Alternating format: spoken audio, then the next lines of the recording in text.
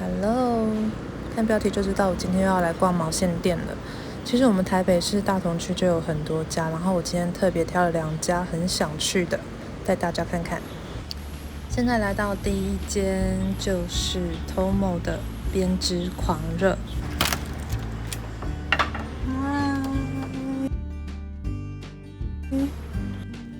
Tomo 的店在台北市重庆北路2段的巷子里。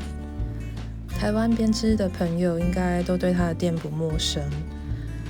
那我今天是第一次来到他的实体店，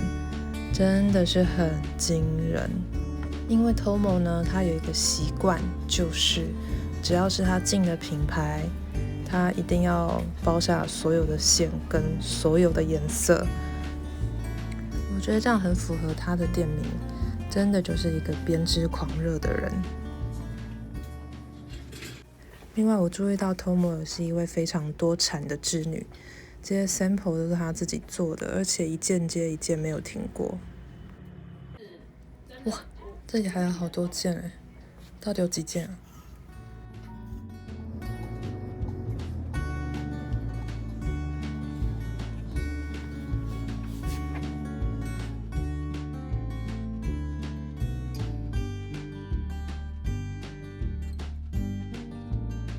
在这里几乎是什么风格的线都可以找得到，像这一面墙呢，就是满满的手染线。然后这一区是葡萄牙品牌的线材，他们线标很可爱，都是自己画的。还有这个丹麦品牌的毛线，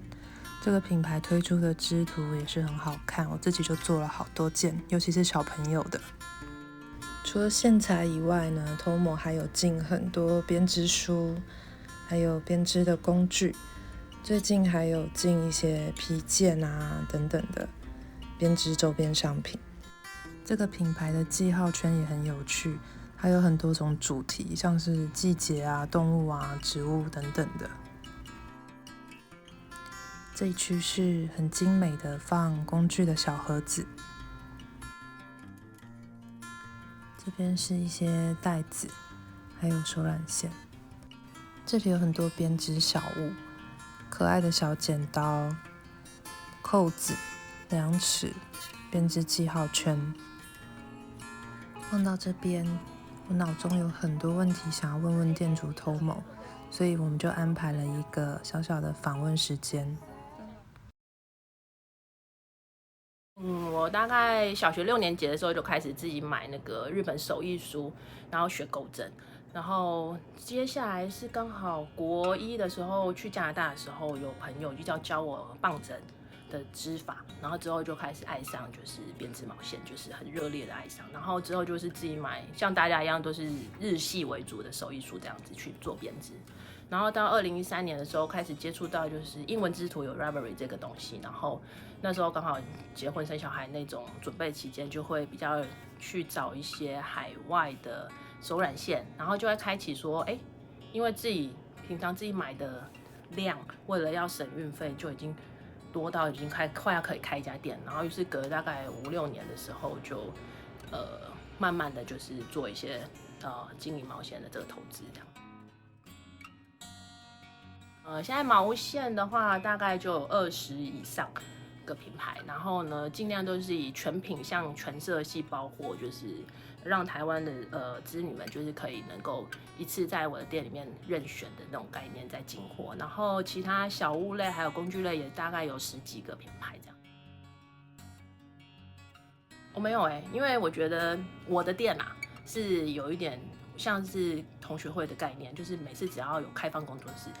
就是大家所有织迷，就是我的客人们，我们都叫织迷，就是大家就聚集在一起，然后大家就会热烈讨论说接下来要织什么的，就很愉快。就是已经在这种40、50岁，基本上平常生活是没有朋友的这种状态下，这些织迷就是你的好朋友。对，我觉得比较像是一种玩乐的概念。那我进这些货也没有，就是也是以自己喜爱、自己很热爱这些线材，所以没有什么特别为了要赚钱而进还是什么。我觉得这是一种真的快乐才会经营的长久。我最喜欢的就是 Junko 的，Junko Kamodo， 它的织图几乎会每样都织。现在织的比较多的就是Midori 的东西，因为它的线材变化多很多，大家都非常喜欢。你身上穿的是Midori的吗？对，今天是Midori的，然后刚好是我们家 Cocoon 的线材。对，然后这个线材很有趣的是，你看它虽然觉得很热，但其实它是因为南非产的羊毛，南非的美利诺，所以我觉得南非因为它那里很热，所以他们的毛可能比较抗热，所以穿起来是反而有一种透气的样子。再来，我比较喜欢比较独特一点，就是有一个叫 Augustine 的。它的东西就是很浮夸、很宫廷，那其实穿在我们身上反而就是有点率性兼可爱的感觉。我觉得我的店家就是这个店家的品牌，就是像很多人就说，你怎么不生产自己的线材或者什么？我觉得就是我的品味跟我织的东西与我搭配线材的功力就是我的品味。那我甚至可以为我的代理的品牌增加他们的名气或者是销售力，比如说我帮他们搭配这组线材，并不是他们原版该怎么织的东西，但是我可以让他们因此而销售这个材料包，他们是因为我而有获利的。我是对品牌而言是有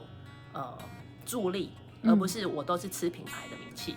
在赚钱这样子。这我也同意，因为像有些你进蛮多欧美品牌，但是你会用你自己的风格。对，因为我会去，因为喜欢它，所以我会想要让这个线材，比如说，甚至这个品牌的某一个线材的每个颜色，我都为它做一件主打，就是说这颜色真的最适合这一件，然后大家就是可能世界各国就开始大家就会仿效，然后那颜色就会热卖销，就是会缺货这样子。对，常常就是倒嘛，你也常常就是要订什么自己用过好看的就会缺货，因为就是自己眼光太好这样子。虽然这样讲有点不要脸，对，不会，我觉得很对，就是那一种，因为我觉得在台湾的话，毛线店是很吃老板个人的魅力的，对，就是所以我们就是在做毛线店，一定要有，最后还是要有自己的风格，而不是只是某品牌它原本就已经有它的品牌，你只是在吃它的东西，那样子是我觉得可能就不会太长久了，对。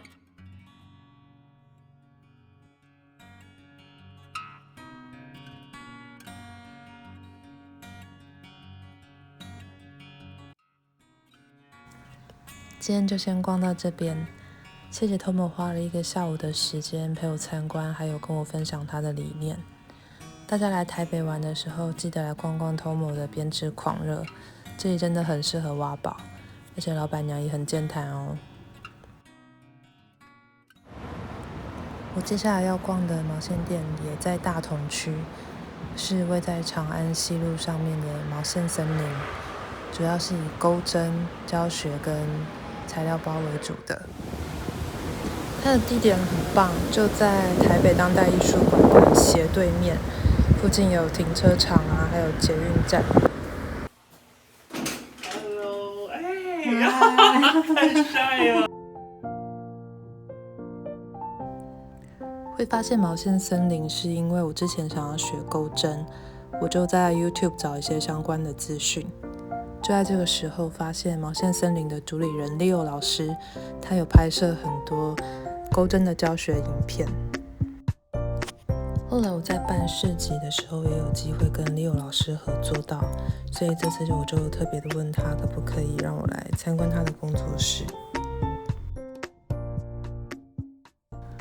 毛线森林有不少日本的毛线品牌跟工具品牌，也有很多材料包。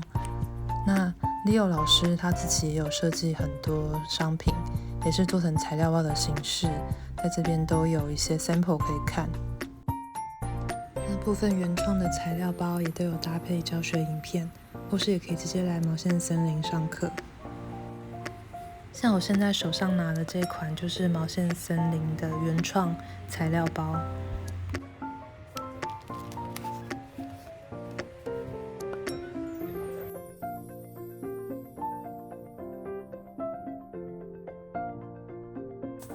除了贩售线材跟材料包，毛线森林还有不定时的开课，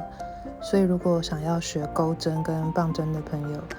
我蛮推荐这边，因为地点很好，再来是毛线选择也很多，而且所有的工具在这边都可以一站式的买到。这地方是让我最惊艳的，毛线森林是我目前去过所有的毛线店里面有最多书的店。而且老师也不是随便进一进，他每一本他都看过。像我特定在找某一本书，只是形容封面给他听，他就知道我在讲哪一本。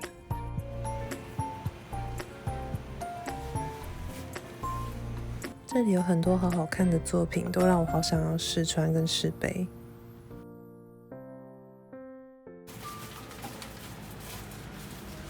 在这边玩了好一阵子，都没有人来管我，差点就忘记了。其实我这一次来也是有准备一些问题，想要问问 Leo 老师。研究所的那一年，因为有一点点失眠，那时候就是莫名的，就是可能因为功课压力的关系，当你一个人没有办法睡觉的时候，就会很想要找寻一些你很熟悉，可是又很怀念的东西，然后就忽然想起国中的时候很喜欢编那个幸运绳，然后就是编，然后我就编了很多。那有一天老板娘就问我说：“你这个已经编到一个极限了，编到一个顶点了，你要不要试看看玩编织？”然后就这样子踏上了这个编织的路子。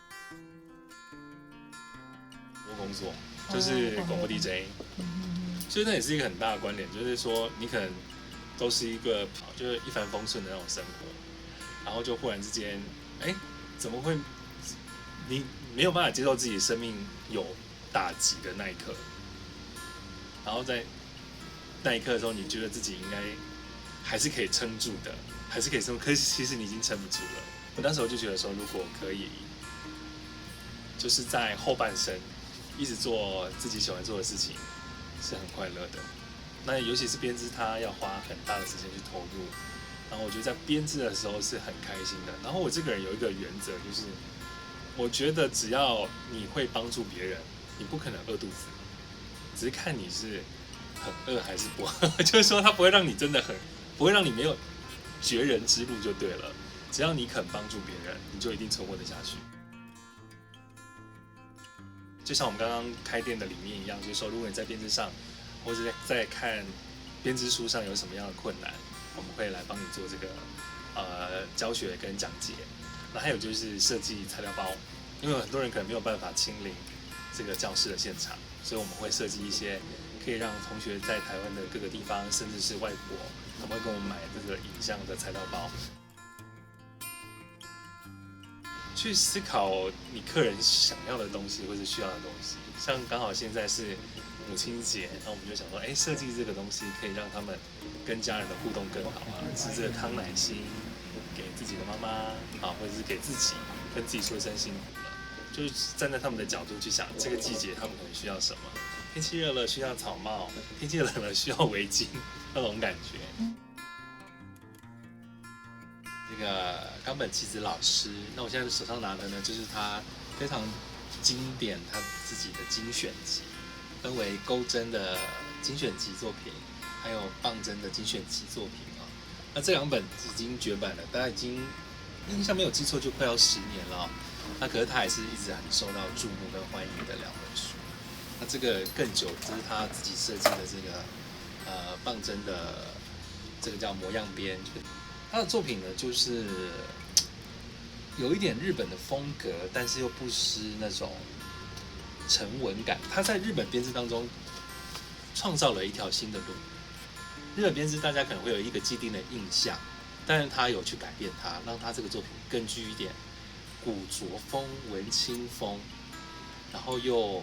有很大的设计感在里面。所以他的作品是相信很多玩编织，尤其是玩日本编织的人都知道。那他还是很高兴，他在现在还是很受到重视啊。他算是我很喜欢的一个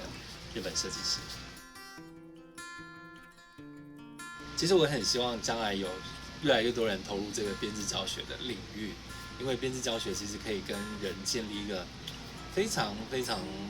亲密或者是信任的那种感觉。我以前在困难的时候，有时候想到的是我的编织老师，我会记得他曾经细心对待你啊，温柔对待你那些种种。所以编织老师到现在跟我的关系还是非常非常非常的好，都已经认识10几20年了。那其实我觉得教编织是不容易的事。如果你遇到一个好的老师，我觉得对老师多一点支持，或是让这个学费可以让老师可以生活得下去很重要。我们自己开了这个行业之后，就特别有这种感想，就是说你让老师收取一点点学费，让他可以生存下去，维持教学的品质，让他可以继续用他的耐心去服务大家，让这个人跟人之间的互动可以一直有一个良善的循环。我觉得这是一个未来希望可以看到的趋势，这样子。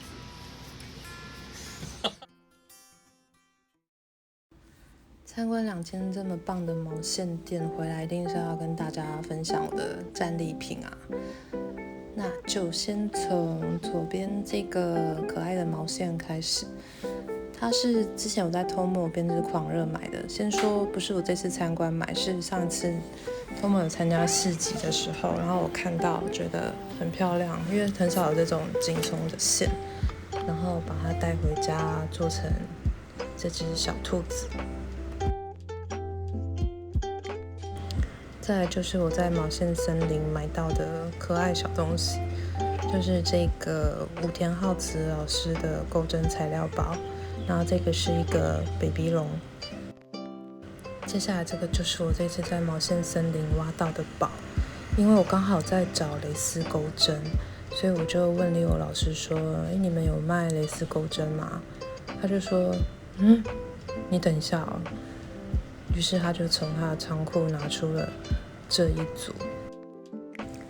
它是一组30年前生产的 Clover 的钩针组合，然后它这么多年来就是一直放在 Clover 的总公司的库存里面，然后他们这次可能刚好把它翻出来，然后就问毛线森林有没有兴趣，然后 Leo 老师当然是觉得很棒，就把它进来了。大家可以看一下里面的内容物，有一般钩针，然后还有一整组的类似钩针、毛线针，还有尺，还有剪刀。